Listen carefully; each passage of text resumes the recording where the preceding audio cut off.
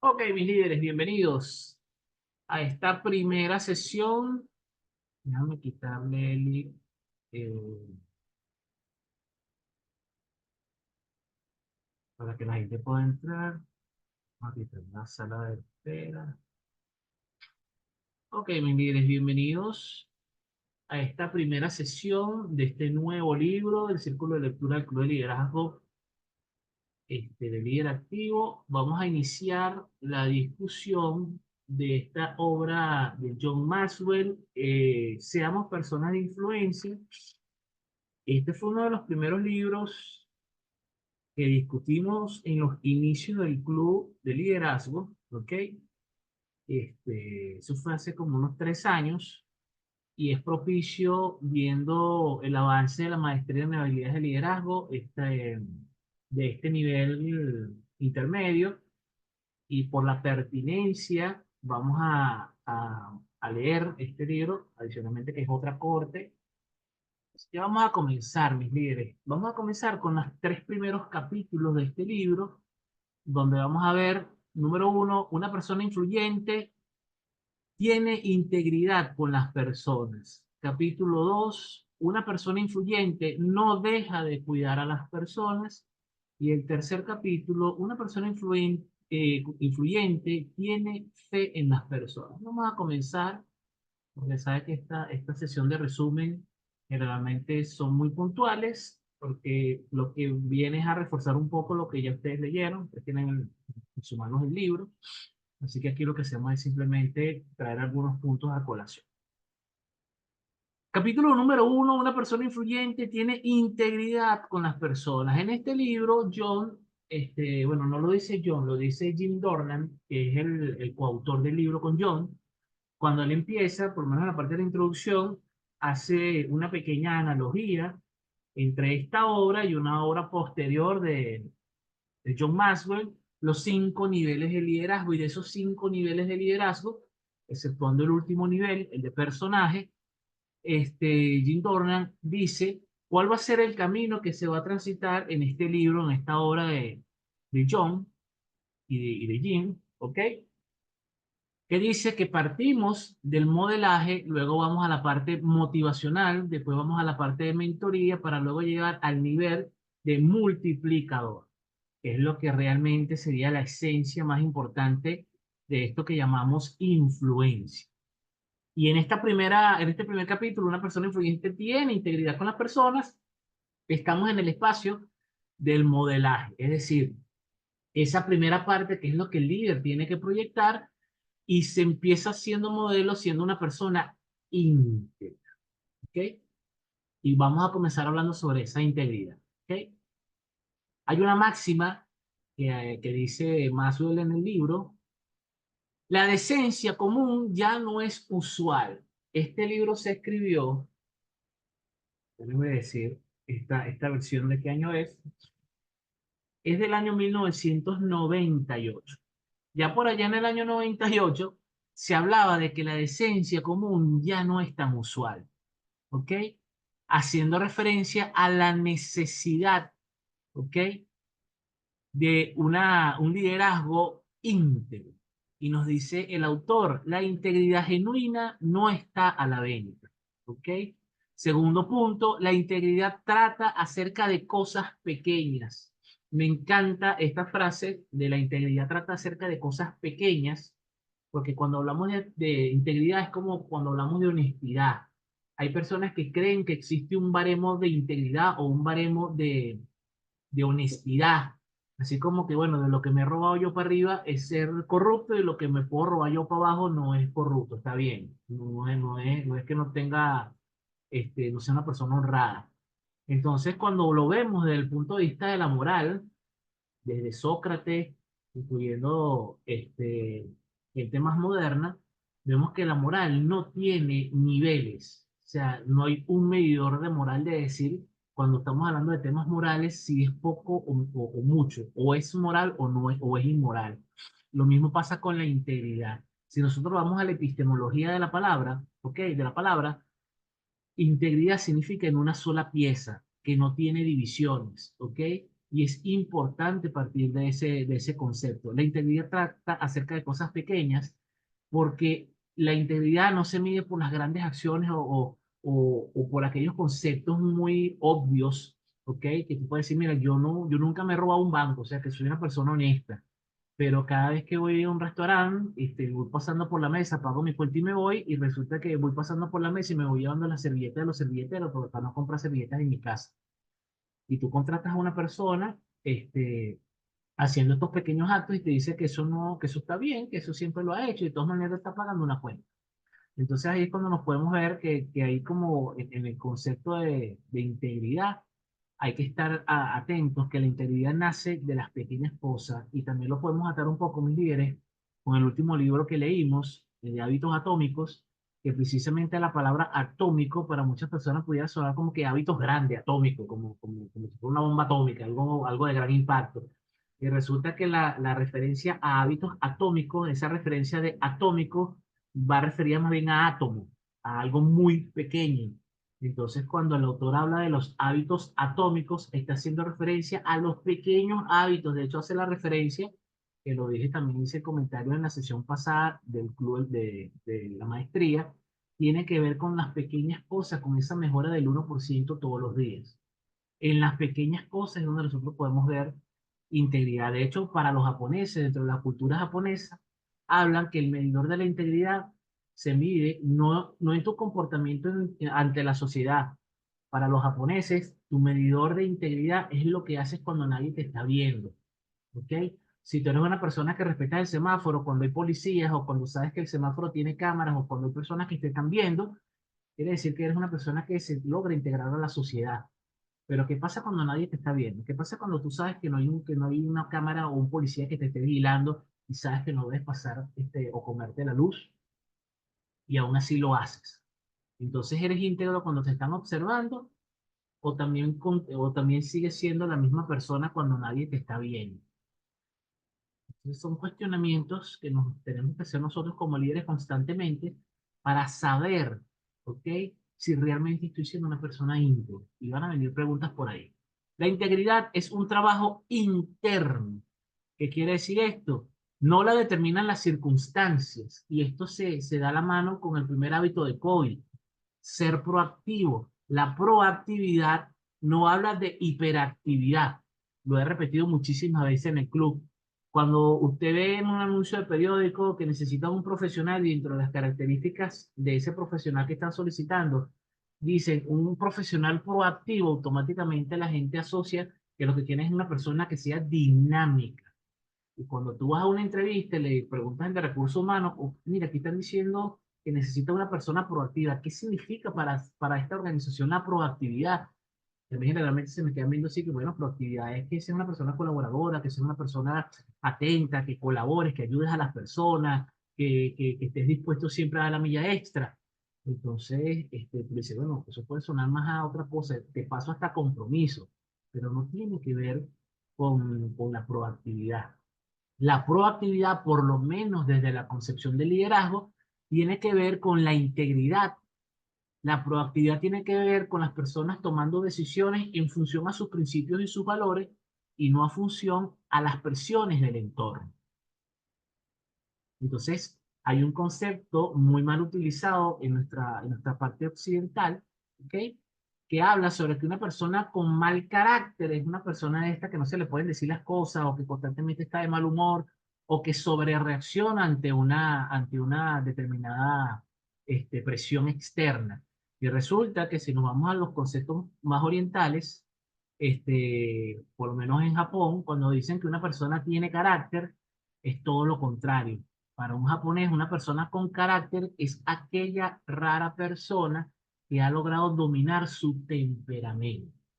Nosotros aquí en Venezuela, cuando decimos, no, fulanito tiene un carácter fuerte, un carácter apretado, estamos haciendo referencia a una persona que no controla su temperamento, que son víctimas de su amígdala, que cada vez que pasa algo, estímulo-respuesta, tú me haces esto y yo te pego cuatro gritos, ¿ok?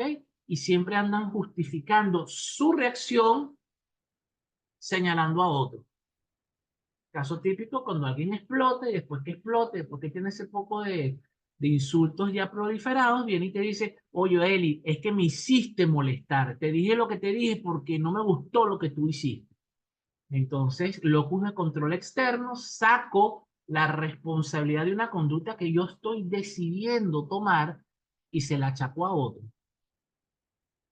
Entonces, en vez de decir, oye, vale, qué mal me comporté yo, creo que acabo de sobrereaccionar y te he ofendido de gravedad. De verdad lo lamento muchísimo. No debía haber respondido de esa manera. De verdad, disculpa.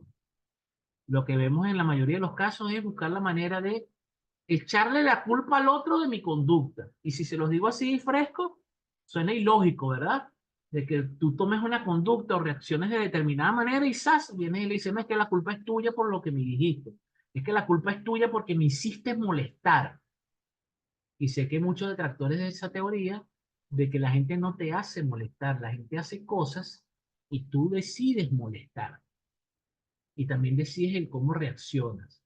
Por ahí Covey también habla en los 7 hábitos del principio 90-10 en relación a cómo reaccionamos ante determinadas circunstancias de la vida.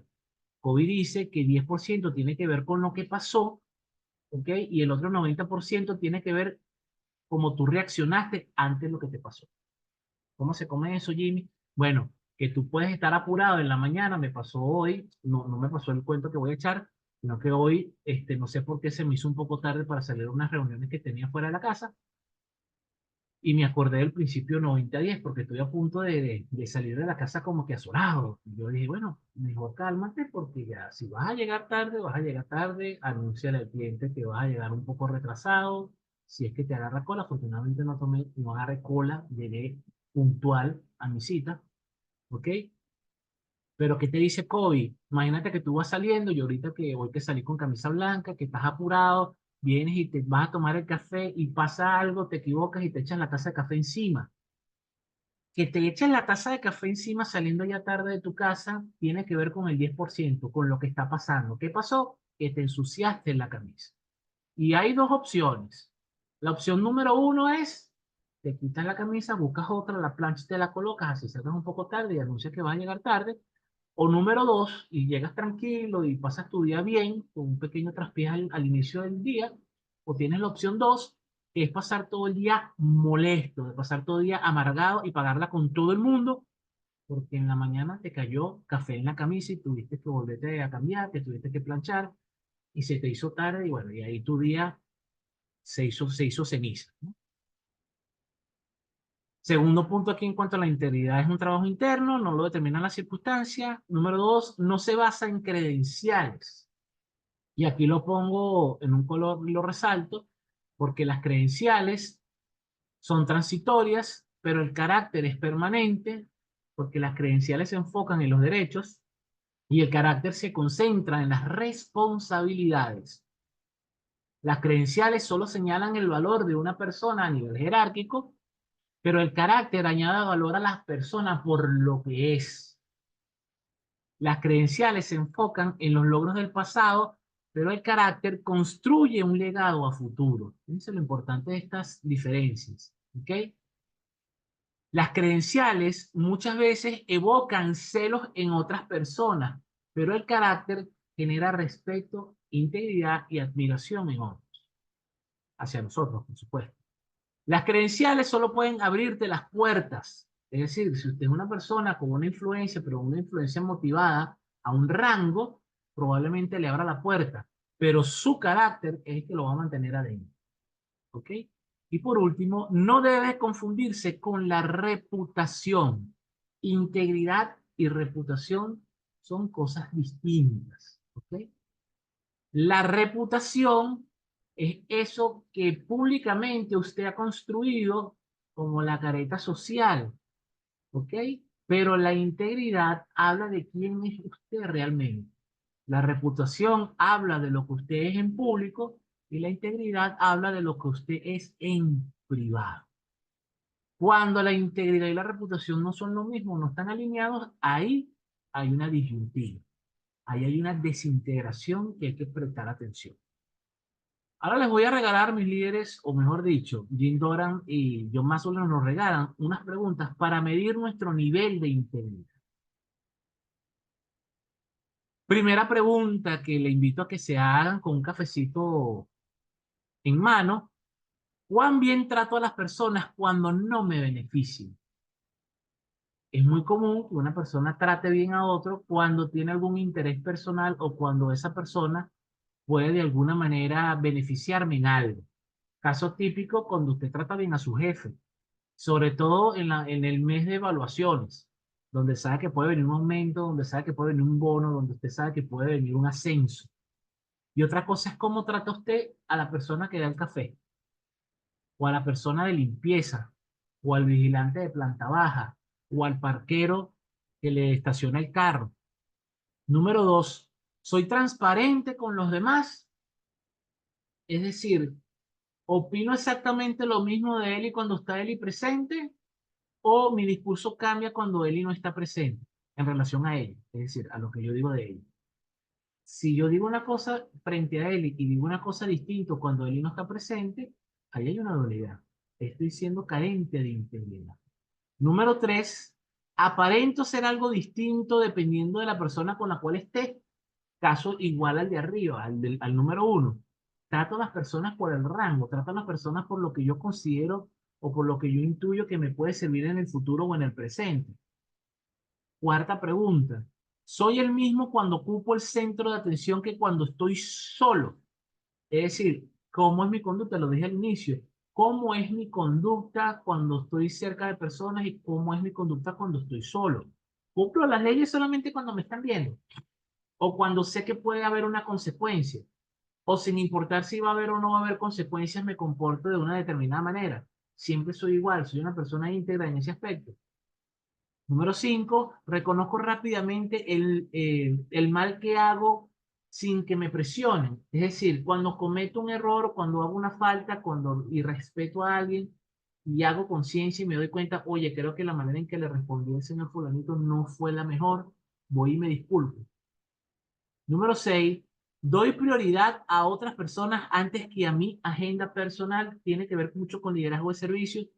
Es decir, cuando estamos en una reunión de trabajo y estamos haciendo una lluvia de ideas y todas las personas están dando lo mejor de sí, están aportando ideas, ¿cómo es mi conducta en cuanto a las ideas de los demás? ¿Siempre trato de pensar que mi idea es la más valiosa o de verdad trato de integrar esas ideas que las personas están dando? Número 8, cuando tengo algo que decir de ciertas personas, ¿les hablo a ellas o hablo de ellas? No tenemos que estar de acuerdo siempre con las personas, mi líder. No es necesario que estemos siempre de acuerdo. Pero si no lo estamos y hay un espacio en el cual nosotros podemos de alguna manera concretar o de alguna manera discutir con respeto las diferencias, lo hago o yo espero que la persona no esté para decir, oye, qué mala, qué mal, ahorita que está entrando Vanessa al live, oye, qué mal, qué mal consejo dio Vanessa, qué idea tan absurda, vale. Bueno, yo no le dije nada en la reunión, tú sabes, pero no entré en disyuntiva, porque ella es medio picada, no se le puede decir nada. O soy de las personas que levantan la mano y dicen, oye, Vanessa, escuché atentamente tu propuesta, pero considero por esto, de que quizás no es la mejor opción ahorita para la empresa y trato de darle a entender a la persona que estoy entendiendo su punto, pero que no estoy validando su idea, con todo el respeto que por supuesto eso merece. Número 9, rindo cuentas ante al menos una persona por lo que pienso, digo y hago. Esto tiene que ver mucho, y lo hemos dicho en muchísimas clases de la maestría, mis líderes, en la necesidad de tener mentores y en la necesidad de tener personas a las cuales rendirles cuenta. Porque en el momento en que nosotros sintamos que no tenemos que rendirle cuenta a nadie y que nosotros podemos vivir la vida a nuestras anchas, es cuando el poder se distorsiona y es cuando nos empezamos a convertir en tiranos. ¿Qué está pasando, mis líderes, con los gobiernos populistas que se están proliferando? Es lo primero que tratan de atacar esos gobiernos populistas, las leyes. Buscan de minar su gobierno con leyes que favorezcan su permanencia en el poder y cada día estamos viendo menos leyes que favorezcan realmente a la sociedad. estamos teniendo leyes que no están dando derechos a las personas, sino más bien beneficios, cuotas, y lo que está pasando es que eso lo que hace es dividir a la sociedad y generar más bien conflictos dentro de los hermanos que viven dentro de un mismo país. Otro punto importante en este primer capítulo, la confianza, el beneficio de la integridad. Cuando usted es una persona íntegra y la gente se empieza a dar cuenta que usted es una persona íntegra, usted genera confianza, mis líderes. Y si hablamos que el liderazgo, simplemente como dice John Maxwell, es influencia, nada más y nada menos, la mejor manera de poder influir en las personas de manera positiva es que generemos confianza en las personas. Si usted no confía en mí como su líder, no voy a poder influir en usted. Yo primero tengo que ganarme su confianza para luego poder influir en usted. Hay cualidades para vivir y fortalecer la confianza y son las siguientes. Número uno, sea un modelo de carácter coherente. Si dice carácter, tiene que ser coherente, porque si no somos coherentes, estamos hablando de temperamento. Use una comunicación sincera, también tiene que ser directa y también tiene que ser asertiva. Una cualidad indispensable de un líder es que tiene que saber comunicarse de manera impecable. Valore la transparencia, no la castigue. Pasa muchísimo en las organizaciones. Todavía he manejado clientes donde ser transparente dentro de la organización es castigado. Hacemos una reunión, tenemos problemas, le pedimos a las personas que den su opinión sincera y transparente de cómo están viendo la situación. Y cuando usted abre la boca y dice, oye, este proyecto es débil por esto, por esto, por esto, generalmente el papá del proyecto se siente atacado y se siente ofendido. Eso es una tremenda falta de madurez. ¿Ok?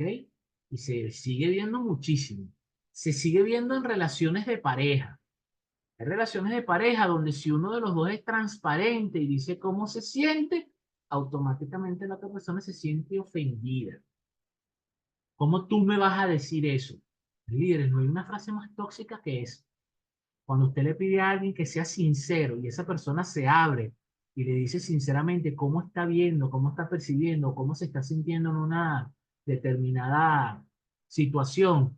Y usted la primera frase que dice es, ¿cómo se te ocurre decirme eso? Ahí usted acaba de dilapidar su relación porque la otra persona se va a convertir en alguien totalmente hermético que no va a ser capaz de abrirse ante usted y contarle cómo se siente. Después usted mismo, entre unos meses, cuando vea que pasa algo y le diga a la persona, ¿qué te pasa? Y la persona te diga, no, vale, todo está bien.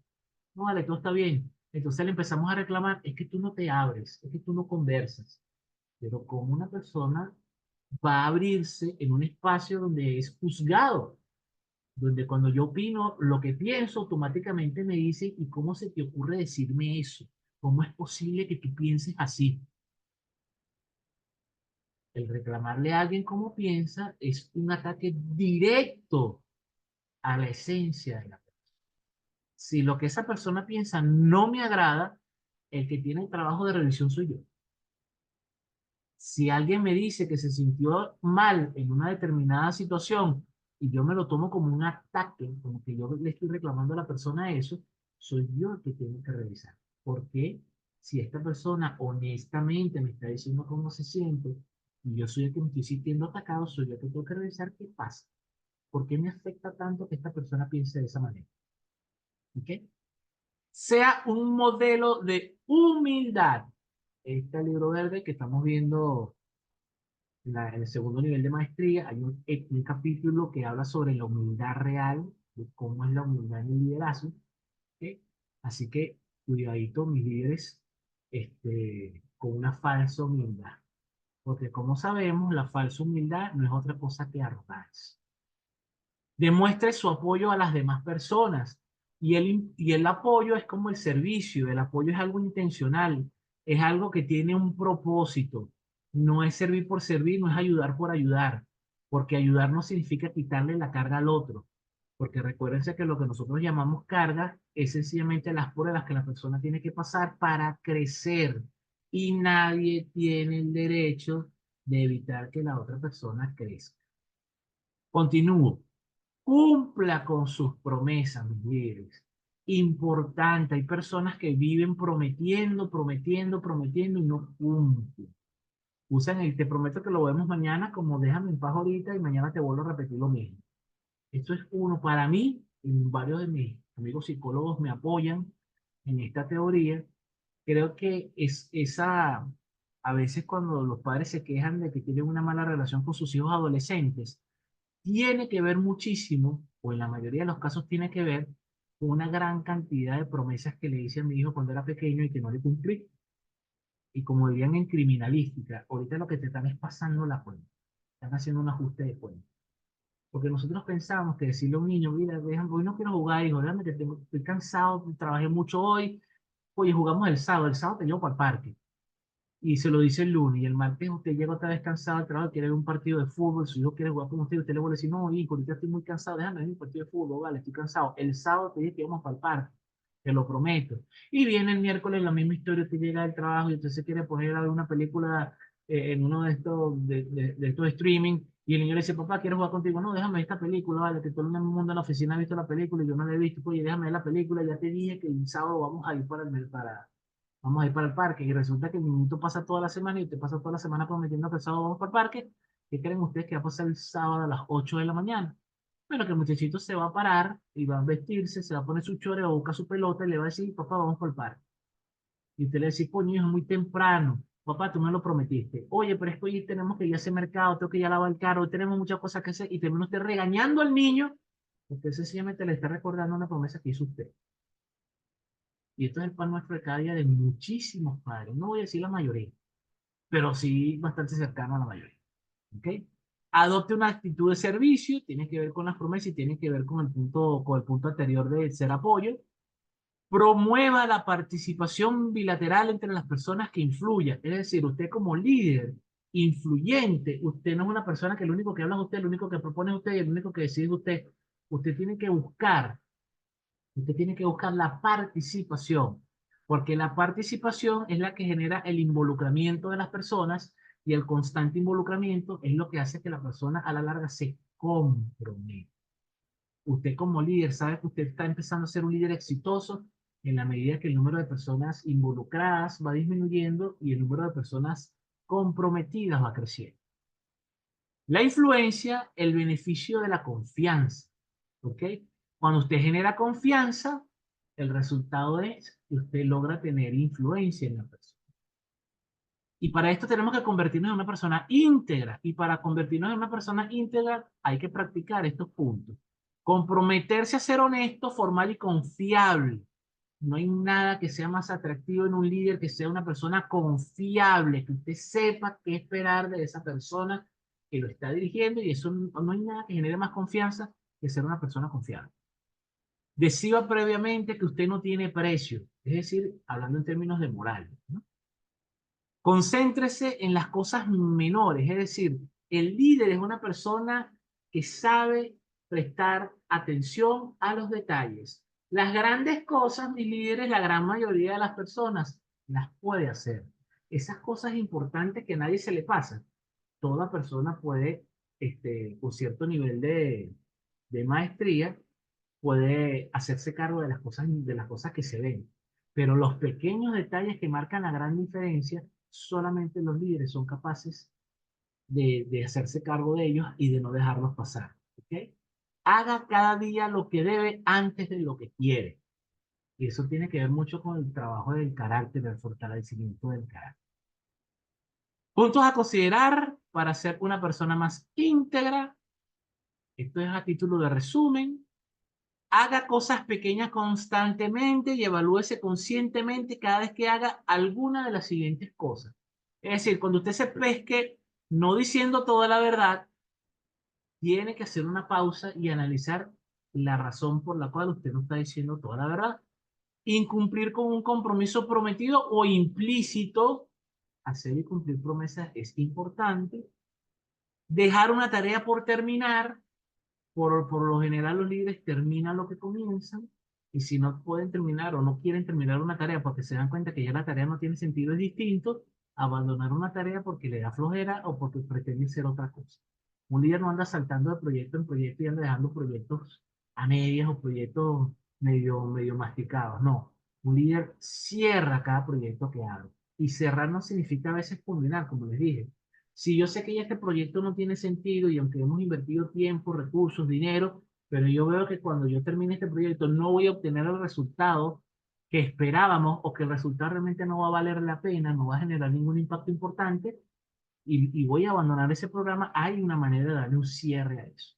Pero no es que abandonamos y dejamos eso abierto, no. Buscamos la manera de cerrarlo. Cerrarlo implica buscar cuáles han sido los aprendizajes del proceso que vivimos, porque si usted hace un proyecto al 80%, quiere decir que usted avanzó un 80% del proceso. Y en ese 80% hay un aprendizaje, y ese aprendizaje hay que rescatar. ¿Ok? No todo está perdido. ¿Ok?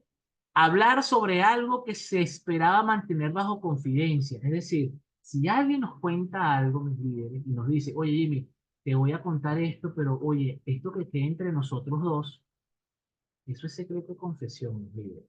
¿Ok? No es que yo se lo voy a contar a mi mejor amigo porque es que mi mejor amigo es una tumba y yo se lo voy a contar a mi pareja porque es que yo le cuento todo a mi pareja. No, señores, cuando usted le dicen, te voy a decir algo y ese algo es secreto, es secreto. Para tener en cuenta también, mis líderes, lo que debe antes de lo que quiere. Aprenda a diferenciar entre necesidad y capricho. Aprenda a diferenciar lo bueno de lo mejor. Encuentre su definición de prioridad y alinee su propósito con sus prioridades. ¿Sí? Capítulo 2. Una persona influyente no deja de cuidar a las personas. Aquí pasamos al segundo nivel, pasamos del modelo de la motivación. Y aquí la palabra clave es no dejar de cuidar a las personas. ¿Y dónde está la naturaleza del cuidado? El cuidador influye a la persona a la cual está dando cuidado y comience dándole a otros en estas áreas: amor, respeto, sentido de seguridad, reconocimiento y ánimo.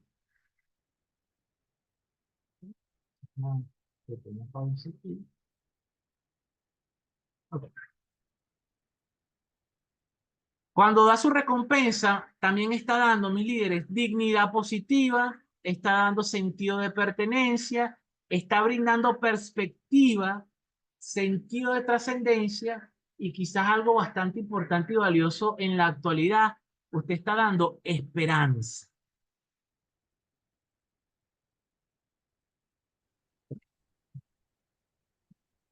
¿Cómo llegar a ser un cuidador natural? He aquí cómo hacerlo. Primero, comprométase con las personas. Luego, crea en las personas. Importante, si usted no cree en su equipo, mis líderes, el equipo no va a dar su máximo potencial. Nosotros tenemos que creer en las personas y hacérselo sentir. Póngase siempre a la disposición de las personas que lo necesitan, sobre todo aquellas personas que están alineadas con la visión. De sin esperar nada a cambio, y ese dar, por supuesto, mis líderes, tiene que ser estratégico, y por estratégico significa que usted tampoco puede ir por ahí dando y dando y dando y dando y dando y despegado de su propósito, ¿ok? Ese dar y dar y dar tiene que ir de alguna manera ligado a lo que usted vino a hacer en este mundo, ¿ok? Deles a las personas la oportunidad de crecer, de aportar, de desarrollarse y elévelos a un nivel superior. ¿Qué puntos importantes tenemos que considerar aquí o cuidar para cuidar a otros? Desarrolle un medio ambiente cuidador en su hogar y en su negocio. Que una de sus principales metas, mis líderes, sea que quienes lo rodean se sientan personas amadas, respetadas y valoradas. Ofrezca ánimo extraordinario, póngase a la disposición de alguien y dé su tiempo sin esperar nada a cambio, ya lo comentamos.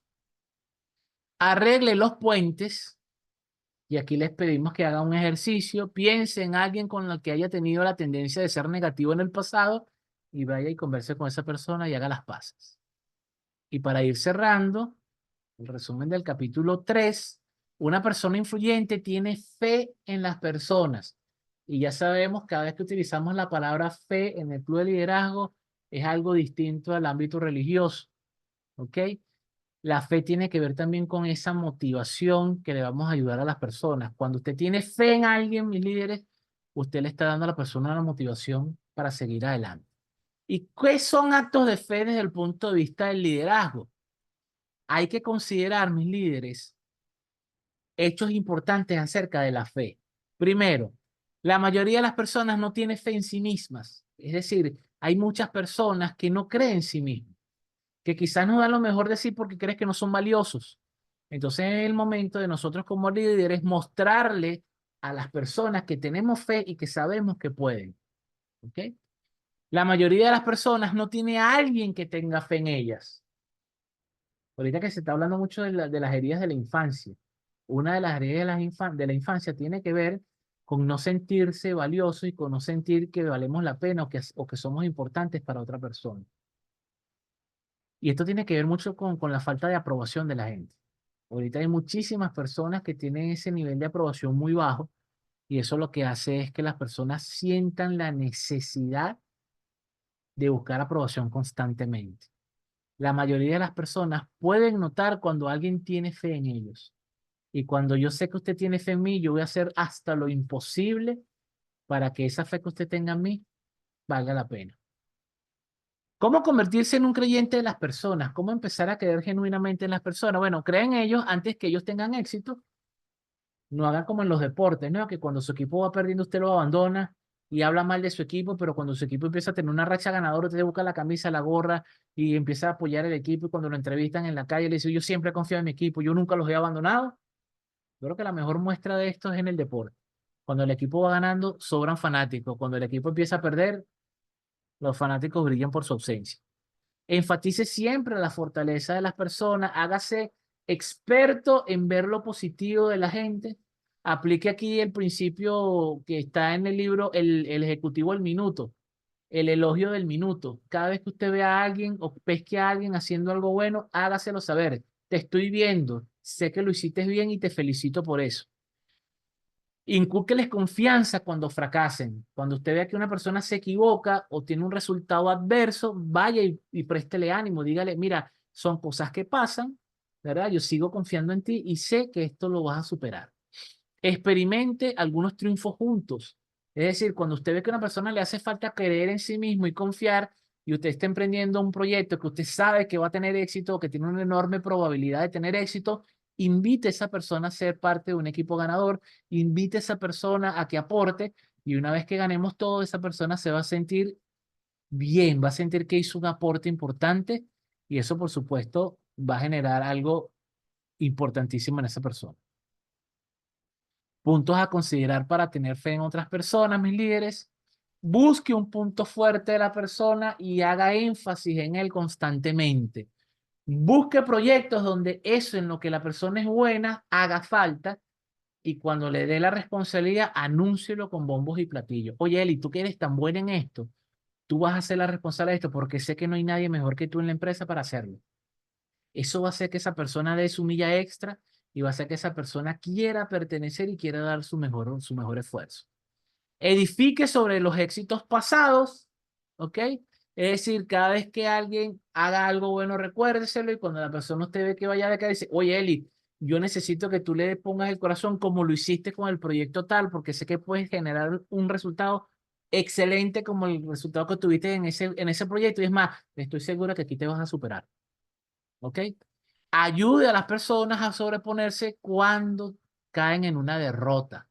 Es decir, ahí ayudamos a la persona a ver cuál es, digamos, el aprendizaje que puede sacar de esa experiencia y sencillamente invitarlo a transformar esa derrota en aprendizaje. Y comience bien. El segundo hábito de COVID dice comenzar con el fin en la mente. Esto quiere decir que antes de accionar estemos seguros de cuál va a ser el primer paso. En mis sesiones de coaching con mis clientes hay una pregunta que es bastante recurrente. Una vez que la persona hace conciencia de lo que tienen que hacer y empiezan a evaluar su plan de acción, casi siempre les hago esta pregunta. ¿Cuál es el próximo paso lógico? ¿Qué es lo que vas a hacer mañana cuando te despiertes? Eso automáticamente hace un llamado a la acción y hace que en un gran porcentaje de las veces la persona empiece con el pie derecho o empiece bien. ¿Ok, mis líderes? Bueno, mis líderes, de verdad, gracias a los asistentes a esta grabación. ¿Ok? Este libro, de verdad, mis líderes, si ustedes se dan cuenta, como tengo yo este libro, bueno, ya le saqué un poco de marcalibros que tenía de todas las veces que lo he leído. De verdad que es una joya de liderazgo, porque tiene que ver directamente con la esencia del liderazgo, que es la influencia. Tenemos que ser personas de influencia, pero no de cualquier tipo de influencia, mis líderes, de una influencia positiva.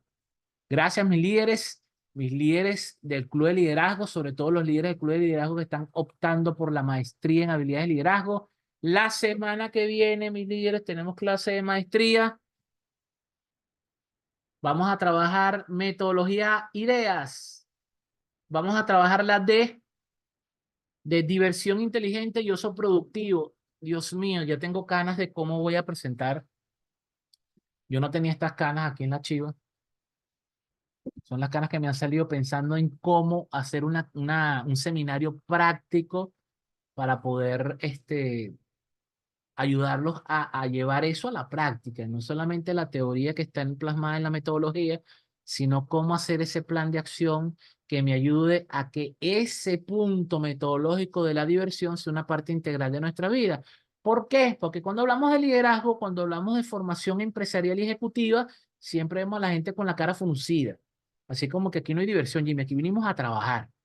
Y cuando nosotros formamos a líderes de alto nivel, cuando nos toca tocar esa parte de explorar con un alto ejecutivo, sobre todo si es una persona muy mayor, mire, ¿y cómo te diviertes tú en la oficina? Se te quedan viendo así como que, ¿cómo que me divierto en la oficina, Jimmy? Yo en la oficina voy a trabajar y paso todo el día trabajando y trabajo 10 horas al día. Digo, ay, en esas 10 horas echas broma, te diviertes, te tomas un café con tus compañeros. ¿Qué haces para que esto sea agradable? Oye, dime, la verdad que no lo he pensado porque me la paso ocupado. Salgo de una reunión a otra, termino una reunión y me pongo a trabajar, termino de trabajar y reviso algo, después tengo que salir a reunirme con un cliente, después llego y voy y me toca hacer esto y me toca hacer aquello, entonces siempre estamos ocupados. Y mientras estemos ocupados, mis líderes, estamos dejando de vivir. Usted puede tener lo que sea como meta en la vida, pero dentro de su plan estratégico tiene que estar la diversión y el ocio. Necesitamos tiempo para nosotros. Hay una máxima que proviene de varios estudios e investigaciones de personas que ya están en sus últimos años de vida, inclusive personas con enfermedades terminales, que le hacen la maravillosa pregunta: ¿de qué te arrepientes en esta vida? Todavía no he visto a la primera persona que haya dicho pasar más tiempo en la oficina. Generalmente la gente añora es pasar tiempo con su familia, haberse arriesgado a hacer algo distinto y quizás haber hecho un cambio importante en su vida a mitad de carrera. Así que mis líderes, la semana que viene es una clase neurálgica de la metodología ideas y es la diversión inteligente y el ocio productivo. Así que nos vemos la semana que viene. Voy a ir por aquí despidiendo la transmisión de TikTok. Gracias a los líderes que se conectaron para acá por TikTok. Hasta luego. Ya aquí me estoy despidiendo de mis amigos de TikTok. Finalizar ahora. El turno a mis líderes que me acompañaron por aquí por Instagram. Gracias, mis líderes, por acompañarme. Si tienen alguna pregunta, duda o comentario, lo dejan ahí al pie de este video y con muchísimo gusto se los respondo. Si es una pregunta interesante, se la respondo en video. Feliz noche, mis líderes. Y ahora me despido aquí de mis líderes del club. Gracias, mis líderes, por acompañarme. Nos vemos la semana que viene, mis líderes. No sé cómo voy a presentar ese seminario. Voy a ver qué se me ocurre. Este, no les dije, ya por ahí está mi libro en preventa. El lanzamiento es el 1 de abril, el 1 de julio, perdón. 1 de julio, lanzamiento de mi libro compilatorio metodológico. Una belleza, él y yo estamos así ansiosos de tenerlo en la mano como siempre. Cuando los tenga, les paso el chisme. Un abrazo, mi líder. Nos vemos la semana que viene.